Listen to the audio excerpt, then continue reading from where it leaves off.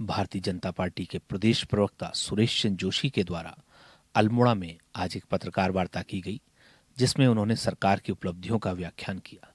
साथ ही उन्होंने बताया कि उत्तराखंड में यूनिफॉर्म सिविल कोड लाने की बात भाजपा ने कही थी, जिसे प्रदेश सरकार लेकर के आ रही है, जो देश का पहला प्रदेश होगा। और इसी के साथ साथ उन्होंने यह भी बताया कि रोजगार को लेकर सरकार वचनबद्ध है, जिसमें सरकार ने भ्रष्टाचार करने वाले सभी लोगों पर कार्रवाई की है। ऐसी कार्रवाई प्रदेश में पहली बार हुई है। रोजगार देने के लिए सरकार लगातार आगे बढ़ रही है। प्रदेश सरकार सिंगल विंडो सिस्टम पर भी कार्य कर रही है। भ्रष्टाचार करने वालों की बात में उन्होंने कहा कि वह व्यक्ति चाहे कोई भी हो, चाहे वो सफेद पोश हो या कोई और, उनको छोड़ा नहीं जाएगा। उन सभी पे कार्रवाई की जाएगी। आइए जानते हैं क्या कहा सुरेश चंद्र जोशी ने। पिछले स्तर तक की परीक्षाएं नहीं कराता है, लेकिन देशकाल परिस्थितियों के मद्देनजर डॉक्टर राकेश कुमार जो लोक सेवा आयोग के चेयरमैन हैं, उन्होंने कहा मैं ये परीक्षाएं कराऊंगा। और एक हफ्ते के अंदर, जब मुख्यमंत्री जी ने इस बात को उनसे चर्चा की, एक हफ्ते के अंदर उन्होंने सारी परीक्षाओं का कैलेंडर जारी कर दिया। कानून की बात की, हमने कहा था कि जो इस प्रदेश के लोगों की मनसा इच्छा है, जो पर्वतीय राज्य बना था, इसमें कहीं न कहीं भूमि के कानून इतने सुदृढ़ बने कि जिससे, क्योंकि हमारे राज्य के अंदर लगभग 65 से लेकर 67% तक जो हमारा एक एरिया है, जो हमारी टोपोग्राफी है, जो हमारी भौगोलिक स्थिति है, उसमें इतना एरिया हमारा फॉरेस्ट है। उसके बाद जो बचता है 30 से 33% का भूभाग, उसमें से भी मैं ये कह सकता हूं कि 20-22% का भूभाग हमारा जो तराई के 2-3 जिले उनमें आता है।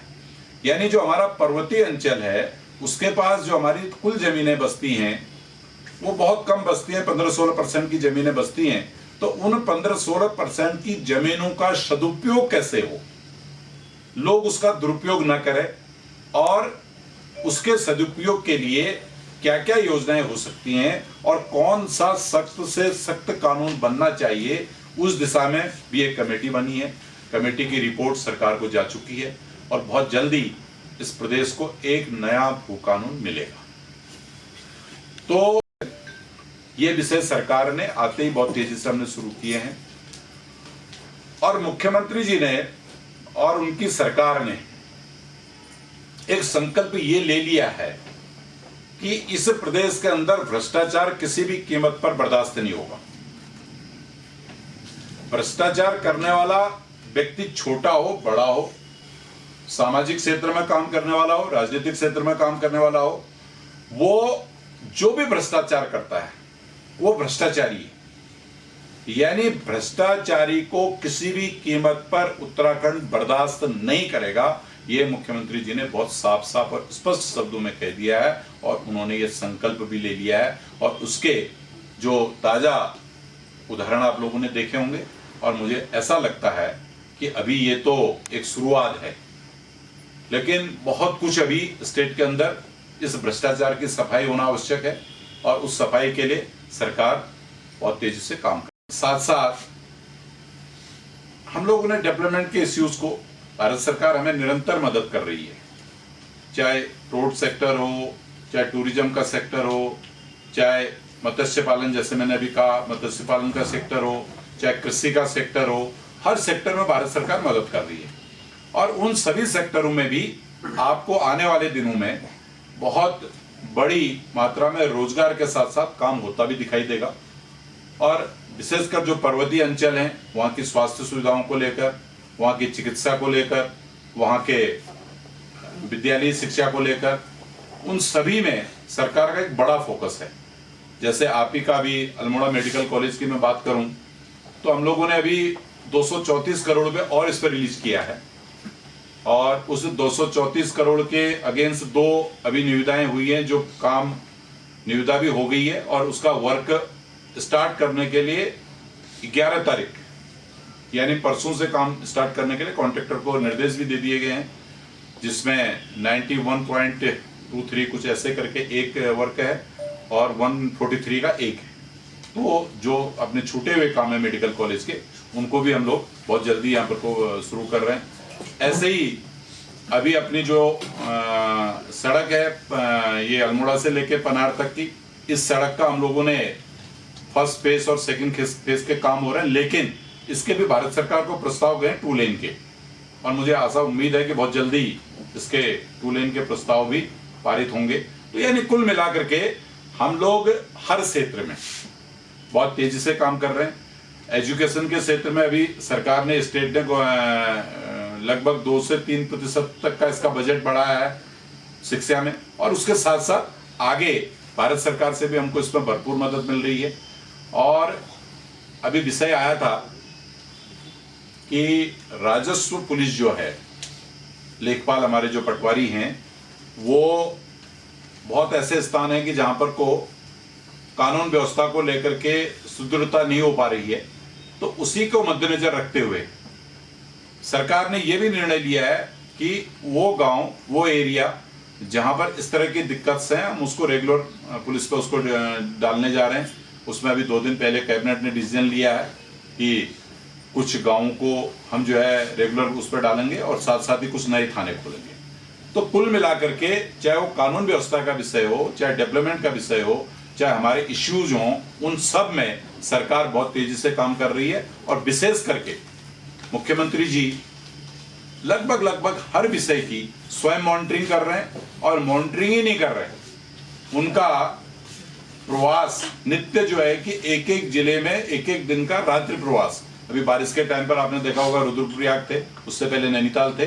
तो यानी युवा मुख्यमंत्री जो उत्तराखंड को आज मिला है, उसका भी कहीं न कहीं एक बड़ा बेनिफिट उत्तराखंड को मिलेगा, ऐसी उम्मीद और ऐसी आशा है। ये 2-4 विषय मोटे मोटे मेरे थे। देखिए, अभी राज्य के अंदर 3-4 प्रमुख विषय जो है सरकार के द्वारा किए जा रहे हैं, जिसमें हमने चुनाव के समय कहा था यूनिफॉर्म सिविल कोड हम लोग लाएंगे। उस प्रक्रिया को हमने बहुत तेजी से आगे बढ़ाया है, और उत्तराखंड देश का पहला राज्य यूनिफॉर्म सिविल कोड लाने वाला बनेगा। साथ ही साथ युवाओं को रोजगार देने के लिए सरकार संकल्पित है, और उसी कड़ी पे युवाओं के रोजगार पे जिन लोगों ने डाका डाला था और जो अनियमितताएं सरकार के सामने आई, उसको इस प्रदेश के युवा मुख्यमंत्री जी धामी जी के द्वारा सब लोगों पे कड़ी कार्रवाई करते हुए, इन 22 वर्षों में ऐसी कड़ी कार्रवाई पहली बार मुख्यमंत्री जी के नेतृत्व में हुई है, धामी जी के। अभी तक 42 लोगों को जेल के सलाखों के पीछे डाल दिया है, 21 लोगों पर गैंगस्टर एक्ट के तहत कार्रवाई हो रही है। तो कुल मिलाकर के हम ये कह सकते हैं कि युवाओं को रोजगार देने के लिए सरकार आगे बढ़ रही है, और साथ ही साथ प्रदेश के विकास की बागडोर जब मुख्यमंत्री जी ने संभाली थी, तो उसको इम्प्लीमेंट करने के लिए आज वो प्रत्येक जिले का दौरा कर रहे हैं, और वहाँ के लोगों के साथ एक सहृदय भाव से उनका मिलना जुलना है, और कोई भी छोटी बड़ी समस्या हो उसका निराकरण जल्दी से जल्दी कैसे हो, सिंगल विंडो सिस्टम प्रदेश में कैसे लागू हो, इसमें सरकार काम कर रही है। सर, ये जो सफेद पोस्टों की बात आ रही है, जो पूरी भर्ती घोटाले में, क्या वो लोग भी आएंगे इसके संबंध में? देखिए, जिसने भ्रष्टाचार किया है, वो सफेद पोस्ट हो, काला पोस्ट हो, सामाजिक हो या राजनीतिक हो, वो सारे लोग जेल की सलाखों में जाएंगे, क्योंकि इस समय उत्तराखंड के अंदर एक साफ सुथरी छवि की सरकार काम कर रही है, और वो ये चाहती है कि भाई जिन लोगों ने भी उत्तराखंड में भ्रष्टाचार किया है वो भ्रष्टाचारी हैं, और उनको किसी भी कीमत पर नहीं छोड़ा जाएगा। बंशीधर भगत जी के बयान को किस तरह देखते हो देवी को बढ़ाने में? देखिए, उन्होंने उसको जो बोला, उन्होंने माफ़ी मांगी है कल कि मेरे से त्रुटि हुई है और मेरा इस विषय को लेकर के ऐसा बोलना नहीं था, तो वो विषय उन्होंने माफ़ी मांग ली है। तो अब उन्होंने जिन्होंने बोला उन्होंने ही माफ़ी मांग ली, तो अब इसमें हम क्या कहें। सर, एक चीज जान लेंगे, सेवानिवृत्त होने वाले लोगों की जगह ठेकेदारी में लोग रखे जा रहे हैं, ऐसा क्यों? देखिए, पहली बात तो ये है कि जितने पद सृजित हैं और जिनके लिए फाइनेंस से पैसे की व्यवस्था है, उन सभी पदों को भरने का सरकार काम कर रही है। और जो अतिरिक्त पदों की बात है, बहुत जगहों पर ऐसी स्थितियां हैं कि जहां पर पद सृजित नहीं है और फाइनेंस की भी वहां पर कोई दिक्कतें हैं, तो वहां पर को जो है कि कॉन्ट्रैक्ट बेसिस पे लोगों को रखा जा रहा है। लेकिन सरकार का प्रयास ये है कि पदों का सृजन हो जाए और वित्त की व्यवस्था हो जाए, तो सभी लोग जो है कि आयोग के माध्यम से अपने परमानेंट रोजगार पे आएं। अच्छा, वित्त की जहाँ बात हो रही है वहीं देखा जा रहा है कि सरकार के पास पैसा नहीं है, लेकिन विधायक सांसदों की और मंत्रियों की तनख्वाहें बढ़ाई जा रही है, उनको सुविधा दे करके बहुत सारा पैसा लगाया जा रहा है। क्या उस पर भी रोक लगेगी? देखिए, अभी तो ये विषय ऐसा है कि सरकार का अपना इंटरनल मैटर है, उनका विषय है, लेकिन अभी तक जो मेरे संज्ञान में जब से ये सरकार गठित हुई है तब से लेकर के ऐसे कोई बढ़ने और घटने वाले विषय अभी आए नहीं।